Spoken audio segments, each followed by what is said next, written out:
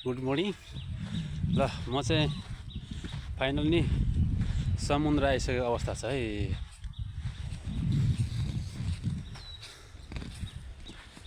ल यस्तो छ, यसरी छिर्ने ठाउँ।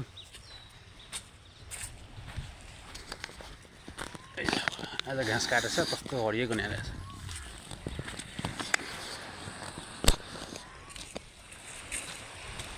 ल हेर्नुहोस्, हजुरहरूलाई मैले समुद्रतिर लिएर आएँ। घुम्नुहोस्। अस्ति आउँदाखेरि त्यो के अरे भर्खर अलिअलि खाल्डा खुन्दै थियो, अहिले त घर बनाउनु लागेको छ। समुद्रमा पनि यसरी घर बनाउँदो रहेछ यात्रु। पैसा हुनेको यस्तो हुँदो रहेछ गाइज।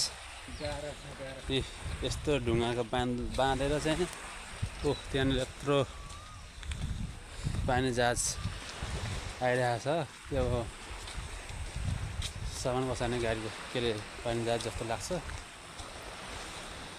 हेर्नुहोस्, यस्तो छ है साथी हो समुद्रको नाउँहरू। माथि जानु टुप्पामा पर। यहाँ हाम्रो साथीहरूलाई पनि यहाँ घुमाइदिनु भनेर। ल हेर्नुहोस्,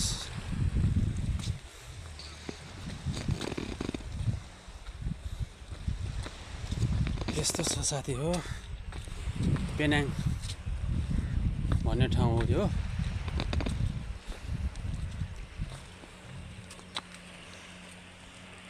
नाउ पनि समुद्रमा बगाएर ल्याएको छ। एउटा नाउ त कुद्दैछ तीव्र गतिमा।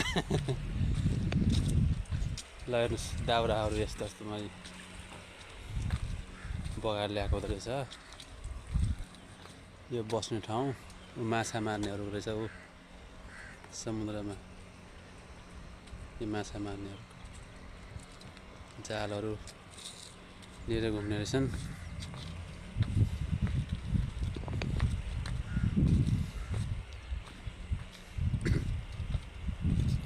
यस्तो छ, कोही माछा मार्दैछन् है।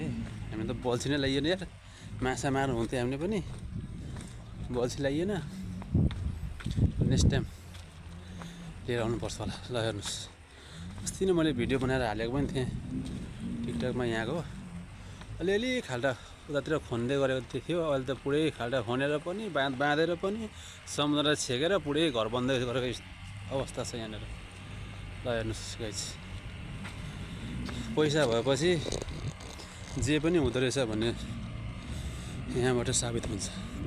यत्रो समुद्रलाई यसरी बाँधेर चाहिँ नि तपाईँको चाहिँ पुरै छेकेर माटो हालेर ठुल्ठुलो बिल्डिङ बनाउनु मिल्दो रहेछ। हेर्नुहोस् त, हाम्रोतिर चाहिँ नेपालतिर चाहिँ साना खोलाहरूमा पुल लाउनु पनि वर्षौँ लाग्छ। यहाँनिर चाहिँ समुद्रै नै चाहिँ छेकेर बाँधेर चाहिँ नि टक्क घर बनाउनु सफल हुन्छ चाँडै। अनि विदेश भनेको यस्तो हुन्छ। ल हेर्नुहोस्, अर्को साथी आउँदैछ उता उनीहरू बाँधमा, समुद्रको बाँधमा कोही यहाँ माछा मार्दैछन् साथीहरू। मलेसियाको मान्छे होला, माछा मार्नेहरूको घर यस्तो बनाएको थियो। ल हेर्नुहोस्, पानी जहाज सामानहरू बसाल्ने हो जस्तो लाग्छ मलाई चाहिँ। पुरै समुद्रमा यसरी घर बनाइरहेको जस्तो छ।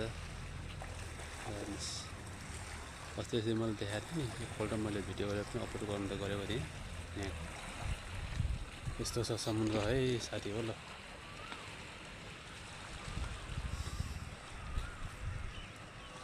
यो पेनाङको ठाउँ।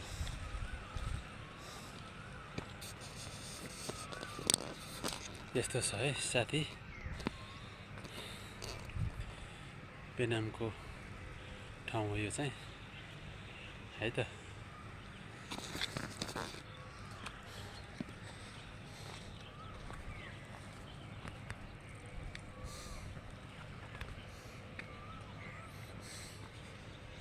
ल यति भन्दै म चाहिँ भिडियोलाई यहीँ अन्त गरेँ मैले। नेक्स्ट भिडियोमा फेरि अर्को दृश्य लिएर आउँछु है त हजुरहरू। ल ओके बाई, टेक केयर।